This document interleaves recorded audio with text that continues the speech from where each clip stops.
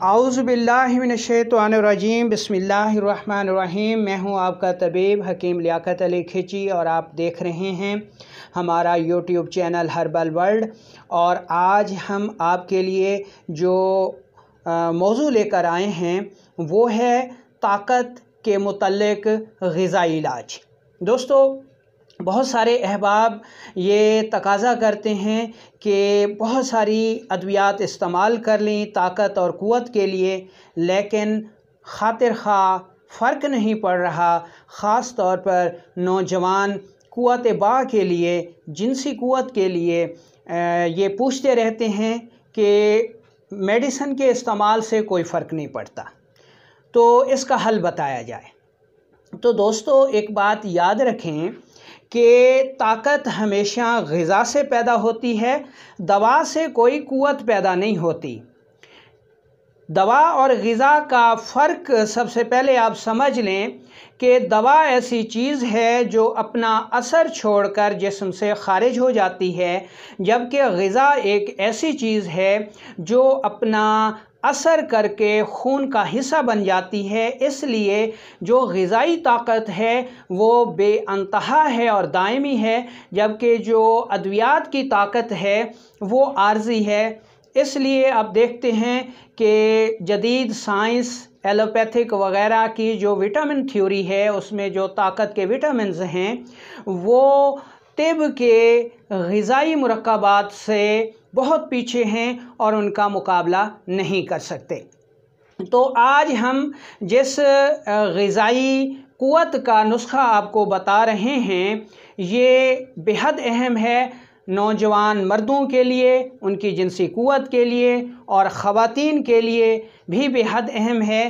तो आपने इसको लाज़मी सुनना है और इसको समझना है ताकि आप ये नुस्खा ख़ुद भी बना सकें। ये ग़िज़ाए दवा है। सबसे पहले ये समझ लें कि ये ग़िज़ा है। तो इसमें कौन कौन से अज्ज़ा हैं? इसमें कुल 4 अज्ज़ा हैं। नंबर 1 पर है जी मग़ज़ पिस्ता। ठीक है जी, ये इसकी पहचान कर लें, ये है मग़ज़ पिस्ता। मग़ज़ पिस्ता आपने लेना है जी 200 ग्राम। दूसरे नंबर पर आ जाता है जी मग़ज़ अखरोट।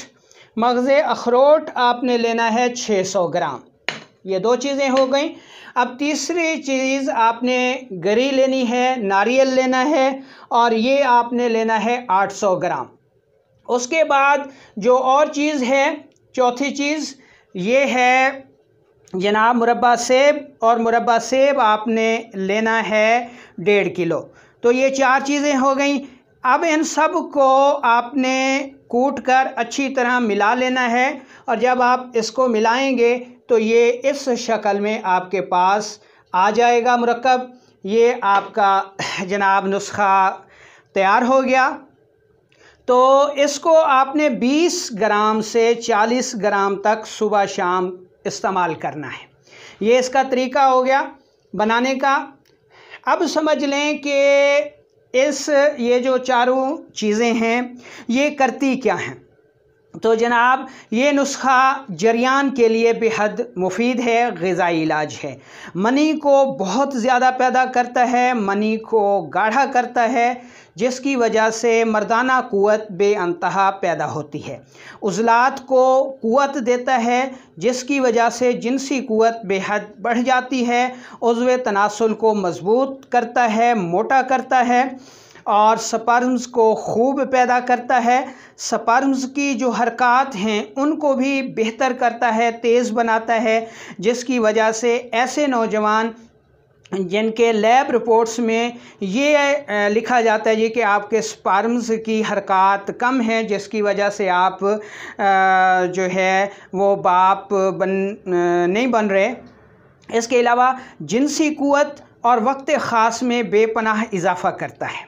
इरेक्टाइल डिसफंक्शन एक ऐसी इस्तिलाह है जिसमें जिनसी अमल के दौरान ही जो इंतशार है, जो सख्ती है उज़्व तनासुल की, वो चली जाती है। तो इस सूरत में भी ये नुस्खा बेहद मुफीद है।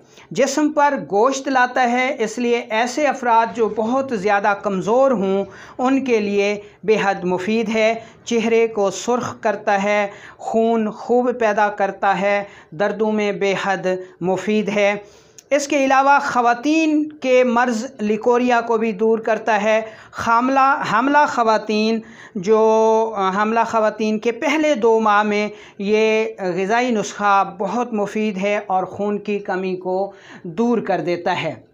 इसके अलावा ख़वातीन के जो जिनसी निज़ाम है उसको भी बेहतर करता है, उनकी ख्वाहिश को भी बेहतर करता है। कमर दर्द में बेहद मुफीद है। चक्कर आना, पेशाब की ज़्यादती, उन चीज़ों में ये नुस्खा बेहद मुफीद है। और शुगर के लिए भी ये नुस्खा बेहद मुफीद है। शुगर के मरीज़ जो कि क़ुव्वतों से महरूम हो जाते हैं उनके लिए भी बहुत मुफीद है। लेकिन वो ये करें कि ये जो चीज़ है मुरब्बा सेब, इसको अच्छी तरह धोकर शामिल करें, यानी मिठास नहीं होनी चाहिए। तो ऐसे बच्चे जिनकी ग्रोथ रुक गई हो वो भी इससे फ़ायदा उठा सकते हैं। ऐसे अफराद जिनको कतरों का मसला हो उनके लिए भी ये ग़िज़ाई नुस्खा बेहद मुफीद है।